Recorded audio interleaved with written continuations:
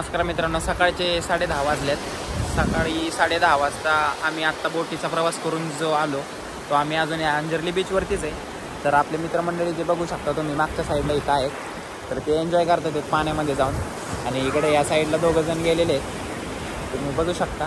तर चांगला एन्जॉयमेंट त्यांचं चाललेलं आहे। आणि आपला टीम लीडर इथं जाऊन बसला आहे, आपला रेतीची मज्जा घेत आणि लाटांची पण मज्जा घेत। तर कशा पद्धतीचं हे वातावरण आहे आता ते फील करू शकतात। आता मी पण फील घेणार आहे, पण त्यासाठी आता मी माझा मोबाईल वगैरे ते सगळं बाजूला ठेवून आता मी जाणार आहे आतमध्ये आणि थोडंसं समुद्राच्या लाटांशी आणि त्या समुद्राच्या रेतीशी मी थोडीशी मज्जा घेणार आहे। तर थोडी मज्जा घेतल्यानंतर मी परतच व्हिडिओमध्ये कमबॅक करेल।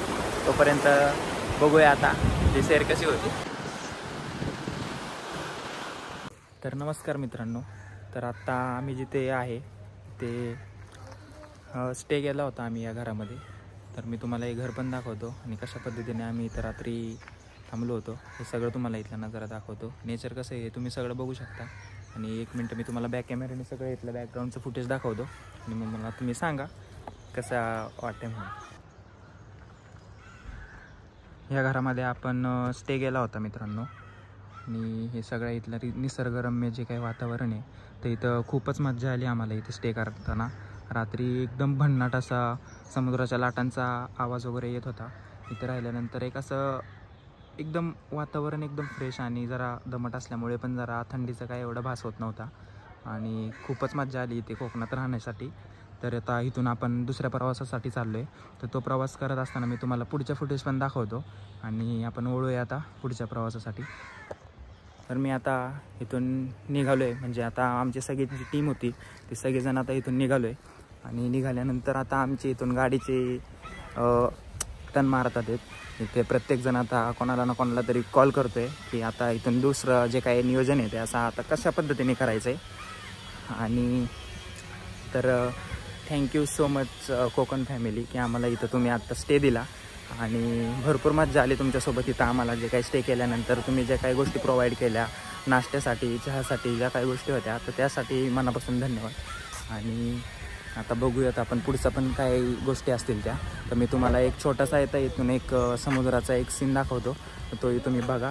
आणि इथं आल्यानंतर तुम्हाला स्टे करायचा असेल तर तुम्ही रत्नसागर होमस्टे ह्या हॉटेल आणि होमस्टे म्हणजे हॉटेलचीच पद्धत आहे आणि घरगुती सगळ्या गोष्टी असल्यामुळे तुम्ही इथं येऊ शकता। आणि वातावरण पण इथलं या एरियातलं भारी आहे। तर अंजिर्ली हा एरिया आहे आणि आल्यानंतर तुम्ही इथं येऊ शकता। तर भरपूर प्रमाणात इथं चांगलं वातावरण आहे। तर तुम्हाला मी बॅक साईडच्या कॅमेऱ्याने तुम्हाला समुद्राचं पण एक दृश्य दाखवतो, तर कशा पद्धतीचं आहे। तर 2च मिनटं। जिथे आम्ही स्टे केला होता तिथे समोरच आमच्या अथांग असा एक महासागर आहे आणि इथून जो काही नजारा दिसत होता तो एकदम अप्रतिम होता।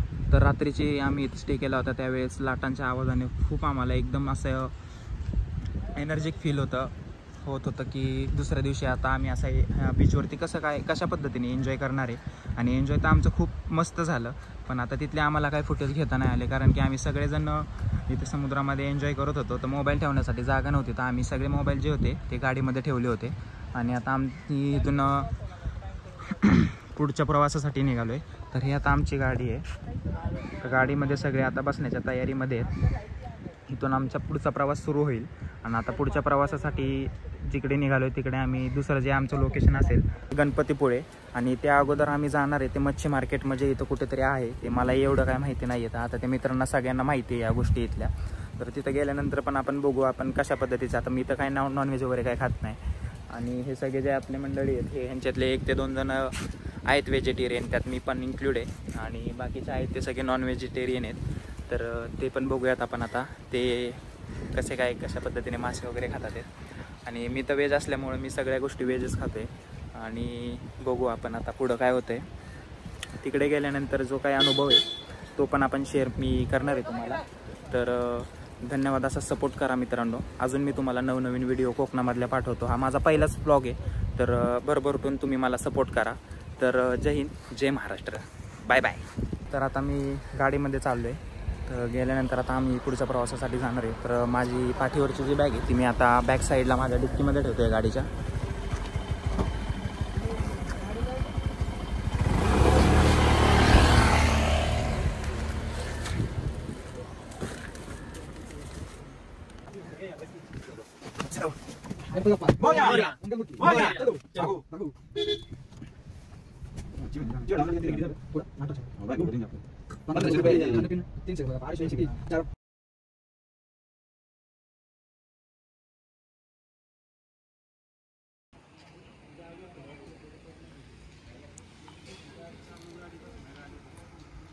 नमस्कार मित्रांनो, आत्ता आपण एका गणपती मंदिरात आलो आहे.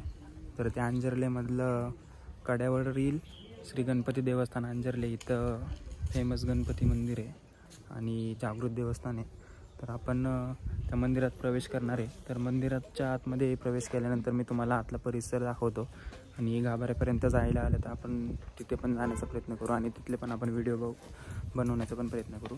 तर मी तुम्हाला एंट्रन्स दाखवतो आणि कमान दाखवतो कड्यावरील श्री गणपती देवस्थान अंजर्ली इथले. तर तुम्ही बघू शकता.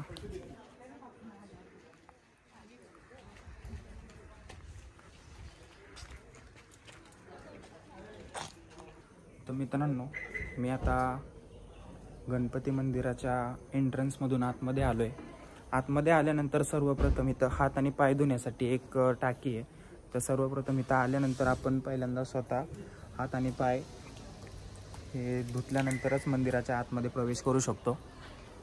तर आपण आता पाय तर धुतले आणि आता पुढे आपण गणपतीच्या मंदिराकडे जाणार आहोत.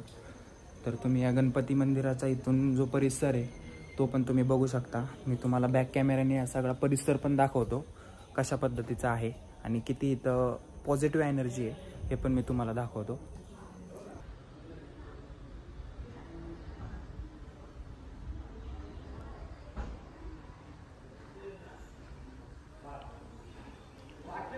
या मंदिरात आल्यानंतर मंदिराचे काही रूल्स अँड रेग्युलेशन पण आहेत, ते पण इथे बोर्डद्वारे त्यांनी दाखवण्याचा प्रयत्न केला आहे.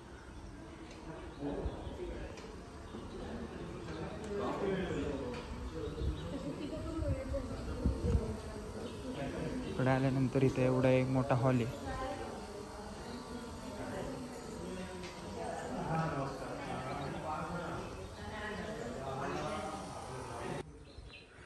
तर मित्रांनो, हो, ह्या मंदिरांमधले इथला जो काही सगळा परिसर आहे तर तो अशा पद्धतीचा आहे आणि तुम्ही या मंदिरामध्ये येऊ शकता. कोकणात जर तुम्ही येण्याचा प्लॅन करत असाल तर या मंदिरामध्ये आल्यानंतर एक वेगळीच एनर्जी आपल्याला इथं मिळते.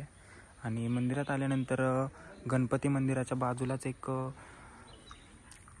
आपल्या महादेवांचं एक टेम्पल आहे, हरिहरेश्वर टेम्पल म्हणून.